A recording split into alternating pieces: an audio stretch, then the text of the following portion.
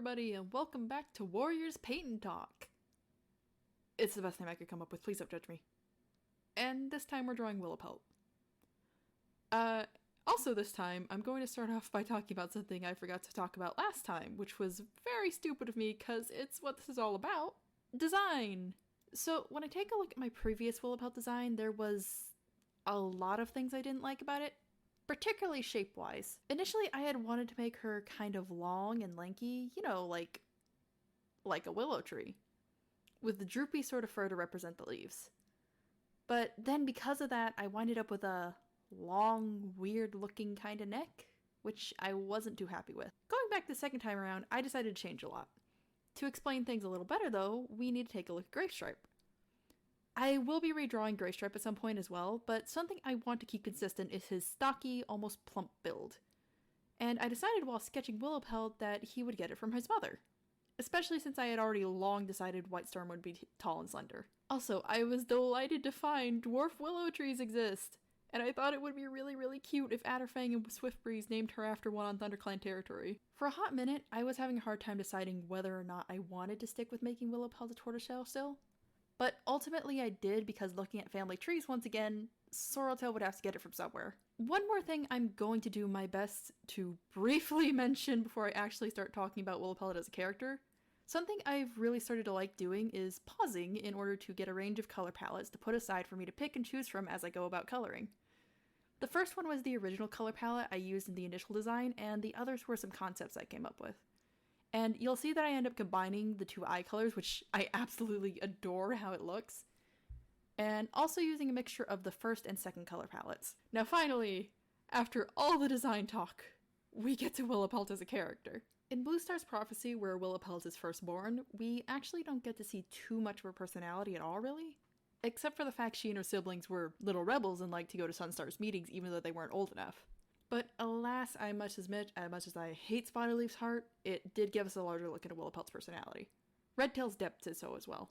Willowpaw is shown to care very deeply for her siblings and her clanmates in the brief interactions shown, but we can also see she's pretty logical and calm. A good example of this is when she's talking Redpaw down when he's scared because she reminds him that they have the rest of the warriors with them. To be honest, finally getting a better look at Willowpelt's interactions with her siblings, this may be a strange observation, but I feel like she was kind of the therapist sibling. Like, Spotted Leaf and Redtail would always go to her to talk about something if they were stressed, or even just needed someone to comfort them for a little bit, without words. Which I think is sweet, and very plausible, especially with them being the medicine cat and deputy. At least in my mind. Then, sometime before Into the Wild, Willowpelt has Darkstripe, and honestly, I'm still sticking with Tawny Spots being his dad. All it takes is reworking times a little bit, and I also do think it's kind of funny. I mean, Leopardfoot immediately gets with Pine Star after becoming a warrior, and then Willowpelt immediately does the same thing with the deputy. Maybe this sounds wrong, but I like the idea that they both just have a things for older guys, silly as that sounds. However, another thing they would sadly have in common is that both of them would lose their mates. Tawny would still pass away, but it would be a bit of time after Darkstripe is born. Because of this, I don't think Willow would have been a great mom the first time around. She's young, inexperienced, and just lost her mate to illness, along with her parents not long after. This may have made her unintentionally a little neglectful to Dark Kit out of her own grief. She loved him, of course, he's her son, but she was struggling and didn't know how to be a mother to him. That, and with Spotted Leaf and Redtail being busy, though she was always there for them, perhaps they weren't there for her. In comes Whitestorm sometime during Darkpaw's apprenticeship. Whitestorm likely always had a crush on her, or at least that's what I like to think.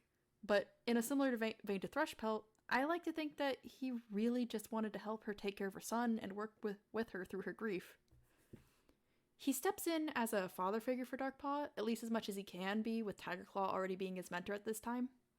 But at least with him and Tigerclaw being friends, he could at least be around a bit more.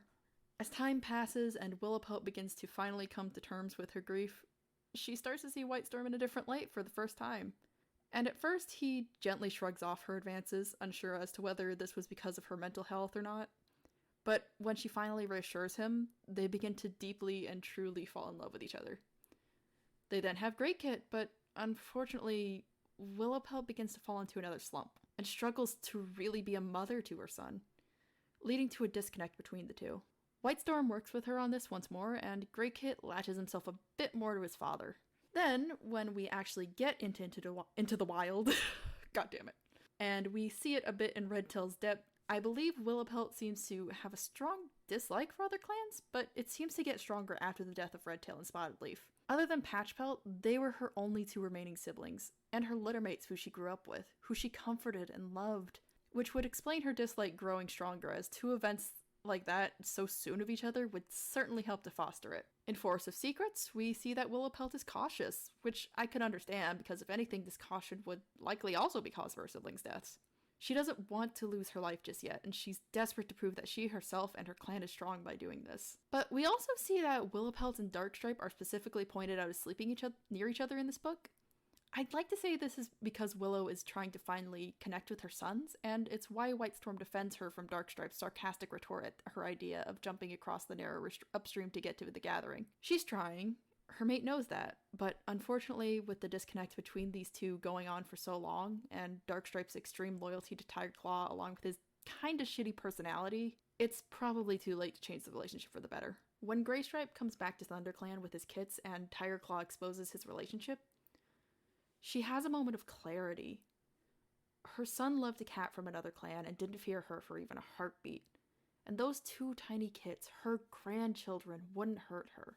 After they are tucked away safely in the nursery with Goldenflower, I like to think that she did for Greystripe something she hadn't done in a long time. Something she did for Spotted Leaf and Redtail. She comforted him. She was a mother to him.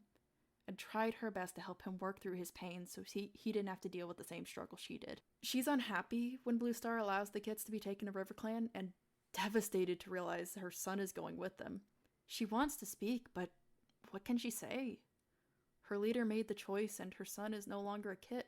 And even so, as much as she wants to be closer to him, she couldn't possibly ask him to choose her over his kits.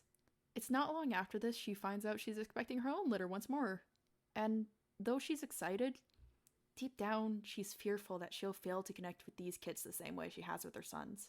Willowpelt doesn't judge or challenge Fireheart whatsoever after he is chosen as deputy, and feels a tad bit guilty for asking about Ashkit and Fernkit being apprenticed, but like the rest of the clan during Bluestar's breakdown, she feels worried and is just trying to continue life as normally as she can. When her third litter is born, all her worries seem to melt away.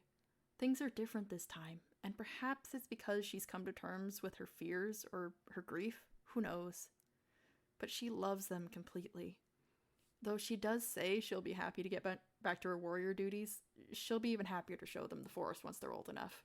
And then she's horrified when Sorrelkit is poisoned. Too stunned and furious to even speak when it's revealed the cat who did so is her own son, and all she can do is hiss furiously as he's exiled. And then there's the darkest hour. Oh boy. Though Lion Clan was victorious at the end, Willowpelt lost Whitestorm, and she was alone again. And though she never even got close to forgiving him for what he'd done, Greystripe had killed Darkstripe. She hated him, despised him, he was a monster, but deep down I feel some part of her would still remember him as her tiny, sweet son. Finally, a few moons later, when she's on patrol with Firestar, Ashfur, Thornclaw, and Sootpaw, a badger is about to attack Sootpaw, and she shoves her son out of the way just in time, only to be killed herself. In this moment, I think this proves that Willowpelt was truly a good mom. Despite all her flaws, she loved her children, even if she struggled. Wow, that was a lot of theorizing. God, I am so sorry. I just thought it was weird how Greystripe didn't really seem to acknowledge Willow as his mom when she died, and I just kind of ran from there, but that's that. Next time, I'm going to be drawing Shadowsight, which Anon requested, and after that, I'll be drawing Mousefur, who was also requested. I hope you guys enjoyed this video, and let me know what you think in the comments down below. If you have any recommendations as well, I'll be sure to get them as quickly as I can.